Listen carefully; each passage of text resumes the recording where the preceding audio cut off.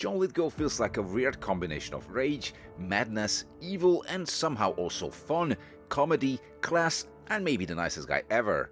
He can be unhinged, dangerous, and immensely funny in the same film, sometimes even in the same scene or even in the same shot. So in this video, I'm going through some of his most unhinged performances, the villains, the crazies, and the odd ones. And of course, if I miss your favorite Lithgow role, let me know in the comments.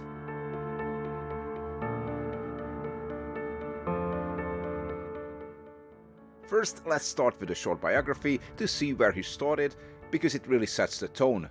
John Lithgow was born in 1945 in Rochester, New York, into a family already deeply connected to the stage.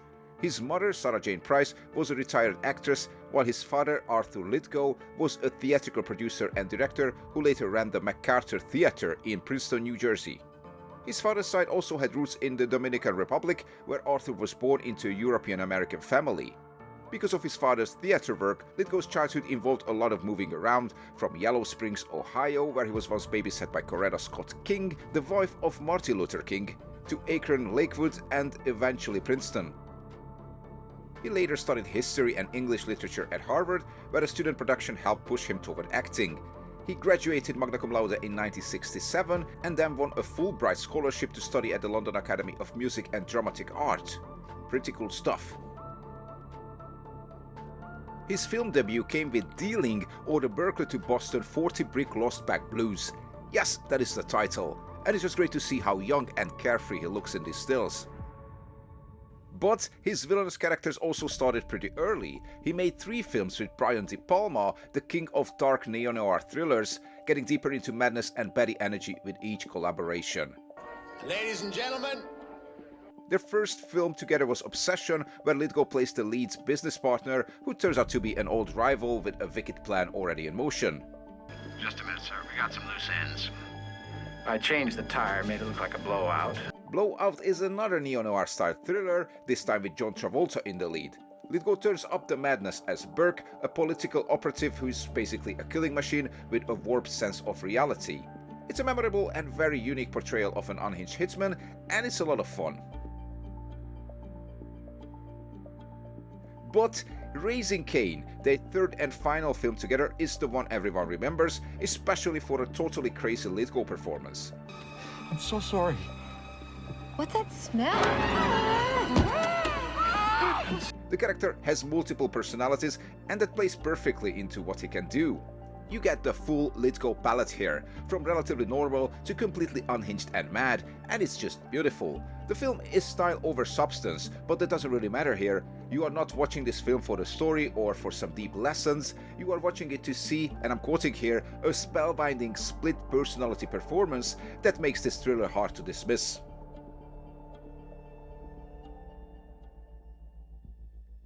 Now let's talk about his prestige villains. Unhinged, strangely elegant, funny, and somehow dead serious at the same time. In Ricochet, he plays the main antagonist opposite Denzel Washington, and he gets to be completely evil. The camera knows it too. There are so many shots just lingering on his face, slowly moving toward it, showing the unhinged craziness behind those eyes. It's a fun film, and Denzel is great as always, but Lithgow is what makes it truly memorable. You just keep waiting for his next scene because you know it's going to be fun. And he even does a bit of stunt work. Well, somebody does. And that milky eye always gave me the creeps. This is my magic eye. I can see what people are thinking with this eye. This is peak Lithgow energy for sure. Ryan? I always enjoyed Cliffhanger for its tight structure, beautiful scenery, and fun action, but without Quaylen, it would be a lot less entertaining. From the first shots, he is dominant, sharp, sarcastic, and ruthless. what should we do with him? Get him to a hospital. Fast. He obviously got some of the best lines in the script, and the filmmakers knew exactly what they were doing. Fetch! Those lines work like magic coming from him, and he really leans into the posh, almost royal type of Betty here. Well, Tucker and Walker, we're missing 3 bags. What's in them? Suits, socks, $100 million, the usual stuff. He's focused on the mission, pragmatic, but also clearly having fun, and doing it with a style. I could really only compare him to Die Hard's Hans Gruber, different of course, but similar status and vibe, completely owning the screen whenever he appears. And I made a pretty fun villain tracker video about Cliffhanger a few months ago, there is a link in the corner if you want to check that out. And that posh royalty villain energy lived on in Lord Farquaad from Shrek. Of course, this is full-blown comedy here, but that gives him even more room to play around with the character, even if this time it's only through his voice. Farquaad is pithy, insecure, cruel and hilarious at the same time, and it's just a joy to listen to him talk with those elongated, almost purring word endings. For I have never seen such a radiant beauty before. I am Lord Farquaad. And before we move on to something else, I have to mention his sleazy caricature of a company executive in Santa Claus the movie. Yes, Senator. This doll appears to be one of our own Betty Beauties. He's not scary here, just nasty, theatrical and wonderfully slimy, with the cigar, the slick-backed hair and that full cartoon capitalist energy. The future is ours. Moving on to The Adventures of Buckaroo Banzai Across the 8th Dimension, I just love saying that title. He plays Dr. Emilio Lizardo and is just perfect.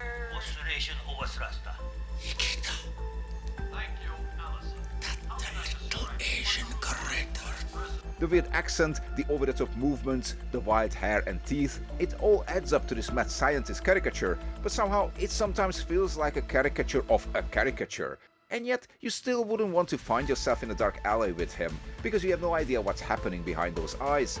And the film itself is a fantastic ride through fantasy and B-movie energy, packed with amazing actors.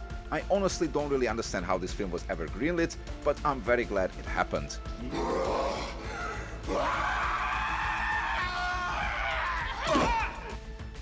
And while it's not a villain role, he is still pretty unhinged in Twilight Zone the movie. He appears in the third segment of the anthology, and he is just perfect as the terrified passenger who sees something strange on the wing of the plane. Classic Twilight Zone. But if you are already in the horror vibe, just a quick personal note, alongside CineCurious, I'm also a filmmaker and I have a feature film out titled Dreamland Awaits. It's a slow burn, dark, atmospheric horror film made on a shoestring budget. If that sounds like your kind of movie, it's available on Tubi, Plex and a few other platforms, link in the description. And if you happen to enjoy it, a review or a recommendation goes a very long way. Thanks for supporting independent film, back to the video. Moving on to his TV reign, because Lithgow also became a household name on the small screens. He appears in one of the best episodes of Steven Spielberg's amazing stories, The Doll. But the character that put him in the afternoon comfort zone for every family was Dick Solomon in The Third Rock from the Sun. The leader of a group of aliens pretending to be a normal family on Earth, and of course he is anything but normal. It's such a perfect role for him because he gets to be childish, theatrical, arrogant, emotional, ridiculous, and strangely lovable all at once. It basically takes that huge Lithgow stage energy and turns it into sitcom gold. There is also a full episode of 30 Rock centered around the lesson we can all learn from Harry and the Hendersons. Goodbye, my friend. He had to be mean to save him. And Lithgow even pops up at the end. And yes, it's hilarious. Can someone please tell me how to get out of this building? It's like a maze! I keep walking past the same Sbarros! Yeah. I'm a celebrity! Please! Then he appeared for a full season in the original Dexter series, and honestly I would say he was the best rival serial killer Dexter ever had. He is brutal, ruthless, precise, philosophical and deeply evil, but at the same time he looks like your next door neighbor. The nice old guy from the library or from the church. But as soon as his real self is allowed to come out, he turns into this instinct-driven killer. It's one of those rare, late-career roles that pulls from all those previous villainous performances, but removes the over-the-top caricature elements and replaces them with realism and dread. Hello, Dexter Morgan. His most terrifying modern villain role for sure, and he got an Emmy for it. Well deserved. He also appeared in quite a few episodes of The Old Man, a fun little series with Jeff Bridges in the lead. And if you're talking about his late career, we have to mention The Rule of Jenny Pan, where Lithgow goes back into full nightmare mode as Dave Creeley, a seemingly harmless retirement home resident who secretly terrorizes the people around him with the help of a creepy hand puppet. I'll see you tonight. And he also served as an executive producer on the film. Great stuff. Before we wrap up, let me talk about his life on stage. His screen career is huge, but the stage is really where he came from. He made his Broadway debut in 1973 in The Changing Room and immediately won both Drama Desk Award and Tony Award, which is a pretty incredible start. He kept returning to theater throughout his career, even as the film and TV roles got bigger. In the 1980s, he had major stage success with Requiem for a Heavyweight and then M. Butterfly, earning more awards and Tony nominations. Later, he won another Tony for the Broadway musical Sweet Smell of Success, and in 2005, he was inducted into the American Theatre Hall of Fame. What's great about Lithgow is that he never treated theatre as something he left behind once Hollywood happened. He continued doing major stage work, from Shakespeare to Broadway revivals, and even a solo storytelling show, John Lithgow, Stories by Heart. Best of all, we had a wonderful family. We're warm, interdependent, tight-knit. And what do you suppose accounted for that? You see, I think it was stories. Oh, and he also popped up in a ton of commercials. Yeah. From things like this, and from the fact that he never stopped at being just a serious dramatic actor, you can see what makes Lithgow so special. He used his gifts for all kinds of storytelling, light-hearted comedies, zany thrillers, full-blown prestige villains, and everything in between. And whatever he did it with full commitment. You can also feel that he's self-aware and doesn't take himself too seriously, which is probably a huge part of why his bigger performances work so well. And as always, many of his co-stars have described him as an extremely kind and friendly man, and a real pleasure to work with. So for me, John Lithgow is one of those actors who can make almost anything better just by appearing in it. Even if the film is already good, he gives it that little extra spark of danger. And if the film is completely insane, well, even better. If I miss your favorite role from him, pop it in the comments. More portraits and essays are on the way. Thanks for watching.